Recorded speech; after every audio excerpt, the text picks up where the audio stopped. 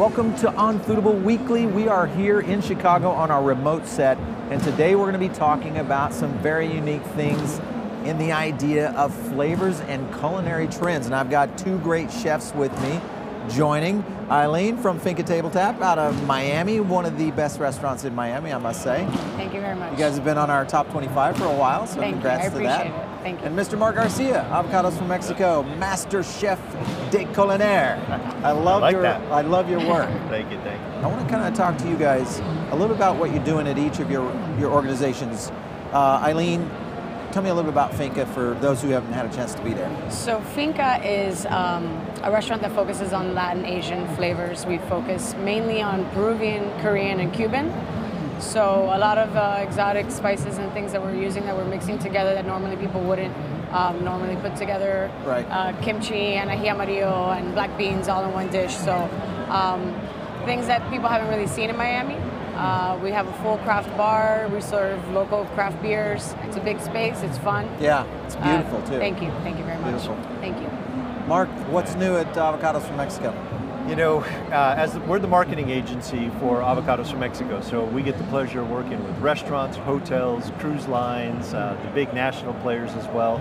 So the short answer is avocados are trending everywhere on menus, from casual dining, from great restaurants like Eileen's at, to cruise lines, hotels. So we're almost surprised, to be honest, how much the adaptation of fresh avocados have been across all section of menus on all these different players. It's cool. exciting. First things, let's go into the direction of when you think about menu planning.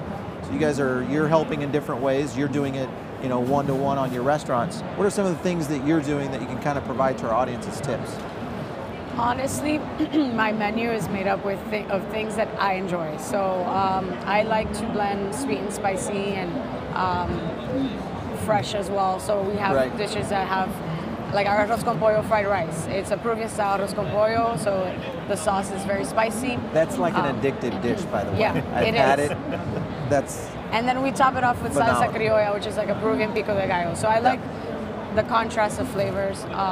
We're trying to do things a little different just because Miami is now booming into becoming a culinary destination. Yeah, it really has. So, yeah, we have alligator on the menu. We have ostrich.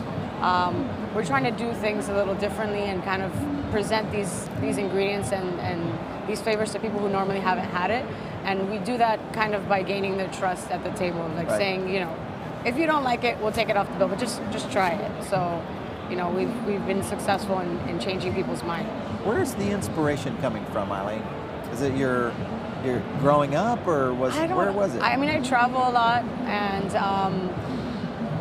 I like things that are different, and I think the menu is a reflection of what my interests. Yeah. And I don't really follow trends necessarily. It's just basically whatever I'm feeling, which is why I love, having a restaurant that's not so corporate. I can wake up in the morning and take off half the menu and say, I want to do something completely different. When you do that, what do the customers say? I've gotten death threats whenever I remove something big. Yeah, I've gotten emails and we have comment cards on our tables, and people will write horrible things about how I took their favorite dish and they traveled from Fort Lauderdale 45 minutes just to have it, and it's not on the menu anymore. I think that's always going to happen, but they have to think of us too. We're there every day, cooking. We get bored too. Yeah, so, absolutely. It's just about letting them know that they can try something else that's going to be just as good. 5-10 years ago, I don't know if some of those global ingredients like kimchi, different sauces, ingredients paired would not together, even be recognized. They wouldn't have been recognized. That would have been too far out. So I think as chefs travel more, I think as our diners, your audience travels more, we're really experiencing those flavors when we travel, and we expect them when we come back home. And then the second answer would be the regionalization. It used to be the South, Pacific Northwest, East Coast, Tex-Mex, that was the quote-unquote regionalization. And now you're just seeing so many more areas and food towns and chefs really making a name. All right, so that brings up a good point.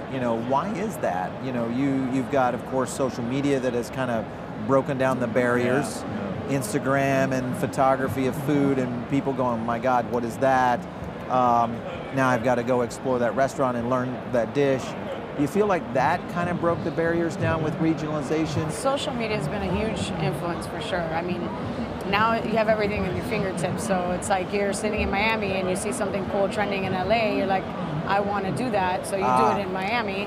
But I think social media has played a huge part in kind of just not really, you know, Miami, you go for Cuban food. No, now you can find some really good Cajun or really good Haitian, you know, food. So with that kind of approach, when you look at customers, guests that are coming to restaurants or into your partners, now they're expecting those kind of things. Do you feel like the industry is going to be challenged on coming out much faster with more innovation in Finca, you know, to stay up with the trends? What do you think about so. It keeps us on our toes. So you're embracing that. Yeah. Isn't it refreshing to hear that attitude from a chef operator? I mean, you have your artistry, but I just love hearing that, just the business sense of it, you know, working cast, so it's inspiring.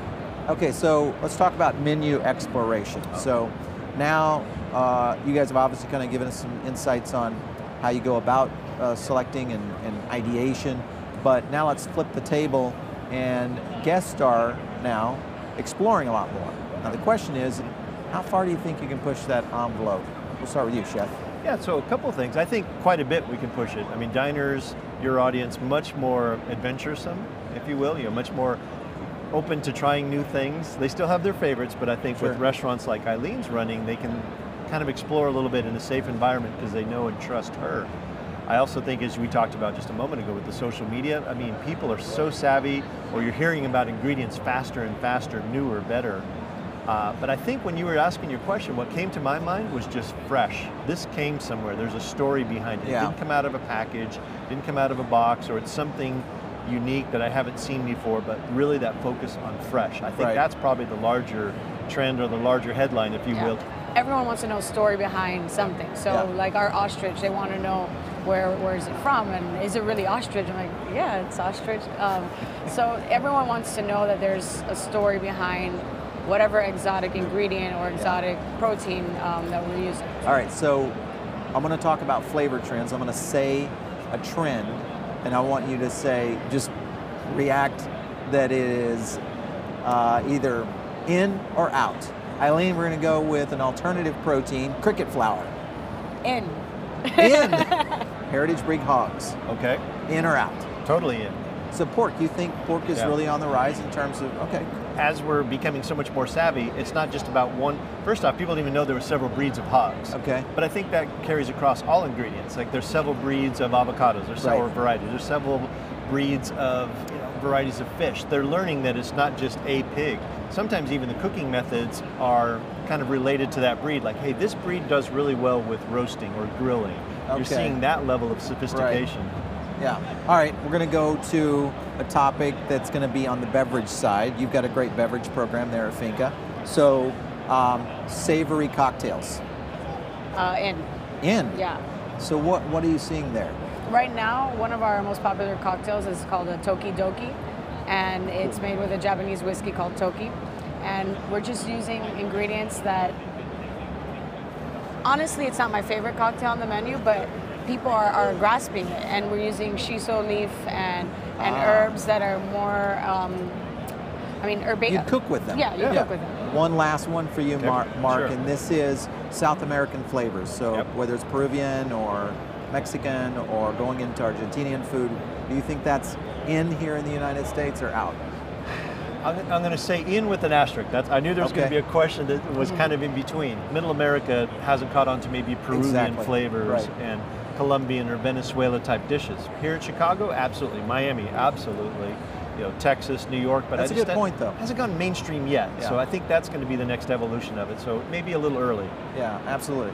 Guys, you guys are amazing, of course. I love both of you. Thanks for stopping in here on another episode of On Foodable Weekly, covering some of the best flavor trends. If you missed this episode, wow. We'll catch you next time.